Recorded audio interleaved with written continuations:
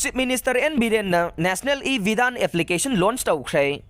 Manipur Legislative Assembly ki thabak thauram singbu digitalize oiba mawongda pangthoknaba Chief Minister N Biren na National E-Vidhan application neva launch Toukhre. Manipur Legislative Assembly da pangthokiba launch tawbagi thauram aduda Chief Minister N Biren na Prime Minister Narendra Modi gi liching makhada laibak asibu lakadoriba chahi manga asida malem gi oina khwaidagi chawba economy ohenna ba pandam thamle.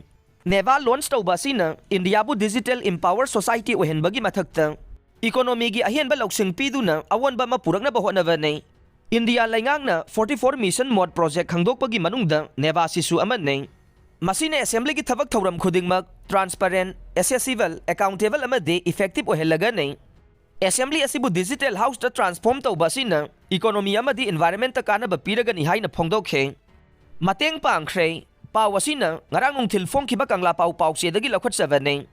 Haukiba chahigi me ahumdagi haurakhiba thoganingdaba thodok asida thodam irong leima panthoibi maira paibi lup thodam maning laikai amasung thodam irong thokchomgi maira paibi singna Kamen lokta khulngakliba masung hairokta khulngakliba singda chana thangnaba polam sing yauna angamba mateng pangkhre haujik thokliba irang asi athubada loisinaba mari leinaba authority singi pungning singsilakle